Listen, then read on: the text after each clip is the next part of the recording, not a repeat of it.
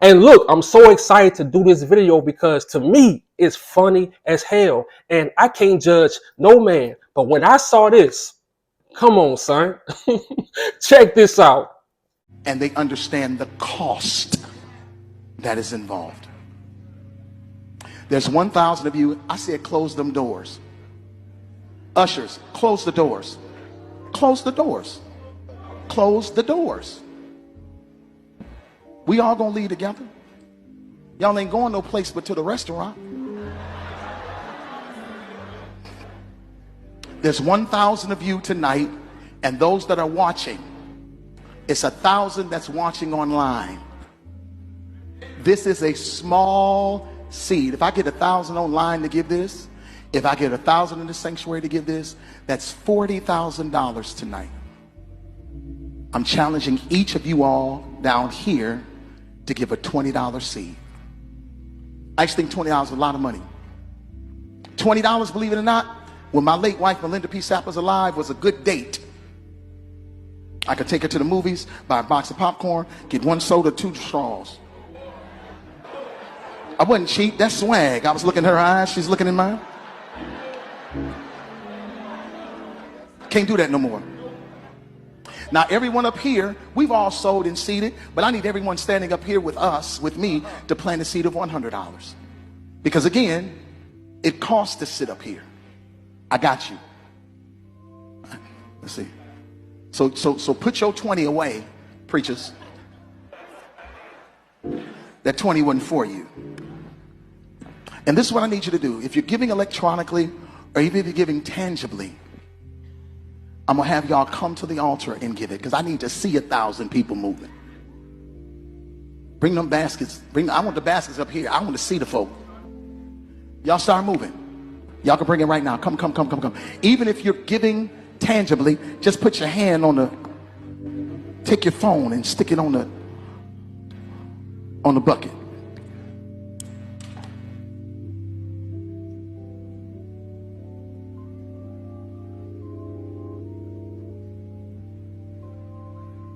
Shh.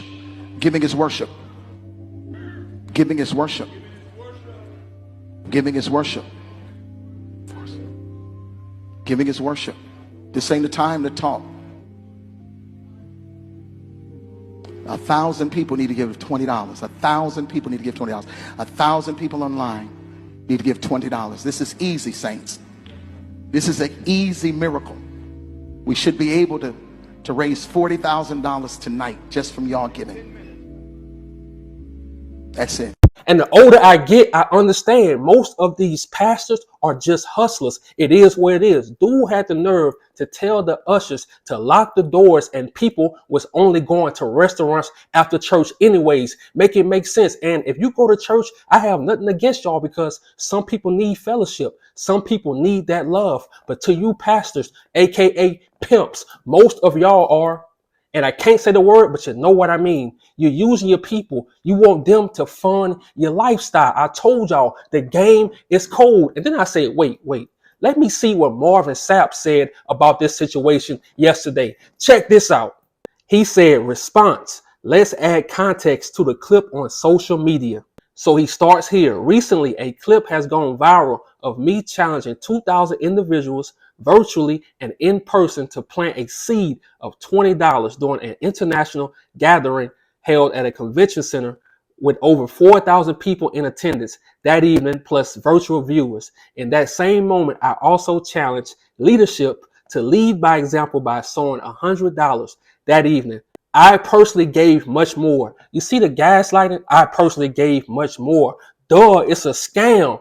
Some have taken issue with a particular moment when instructed the ushers rather firmly to close the doors during the offering. To those unfamiliar with the church context or who may not regularly attend worship gatherings, this has been misinterpreted as holding people hostage as well as offensive. That was never my intent. And look, more gaslighting, like we don't know how church work, bro. We grew up in the church. Most black people grew up in the church. We know how it worked, dog. You must want your people to fund your lifestyle. You must be in debt. And I'm going to just be honest. A lot of these pastors are no different from our original haters, from our original ops, the racist Caucasian people. But hold up, it gets even funnier. The truth is, when finances are being received in any worship gathering, it is one of the most vulnerable and exposed times for both the finance and security teams. Movement during this sacred exchange can be distracting, at times even risky. My directive was not about control, it was about creating a safe, focused, and reverent environment for those choosing to give and for those handling the resources. And then he goes on saying how social media is bad, and he goes on reading scriptures. But dog, you cannot fool us. You cannot gaslight us. And you see how these pastors play in people's faces right in church? Look at his church. Why do I need $40,000 just to have a conversation with God? Why do I need to give you $40,000 just to have a relationship with God? Check this out. The black church gives $19 billion through offerings and tithes every year. Where's the black hospitals? Where's the black owned schools? Where are the black grocery stores? Where are the black banks? Make it make sense. And then you have to step back and think. When the last time you heard a pastor speak on real situations that's going on in the black community? For example, black women going to the hospital in labor and being murdered by doctors, black men disappearing on mountains, black men getting beat to death by correctional officers. When was the last time you heard a pastor speak on that? I'll wait. And then I did some more research and I found out the churches are compromised. Check this shit out.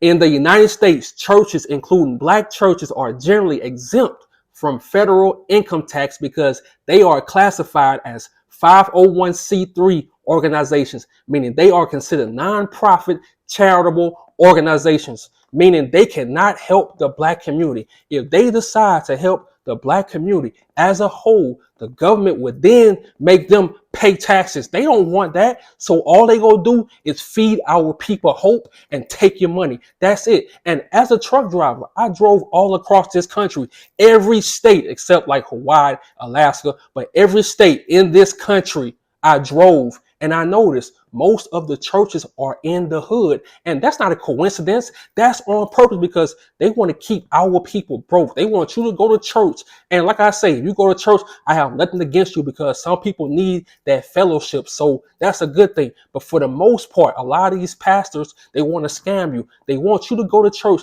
and give you your 10%. You better getting paid from these jobs anyway. They want you to give them your 10% while they go buy mansions, while they go buy nice cars, and you out here struggling. I'm telling you, it's a movie I need y'all to go watch. I always mention it. It's called They Clone Tyrone. And it's a scene in the movie where, the black people was in church, they was taking up collection, and everybody just started dancing out of nowhere. And the message was they used certain pastors and religion to keep our people asleep, to keep our people from fighting back, to keep our people broke on purpose. I'm telling you, we are in a spiritual battle with these people. They not playing fair. So to you, Marvin Sapp, stop using our people, bro. Like, you telling them to give you $40,000. You telling the ushers to lock the doors. That's not right. And to my people, stop being so gullible for these pastors. They only feeding you hope. With $19 billion, they haven't created nothing for the black community. I'm out.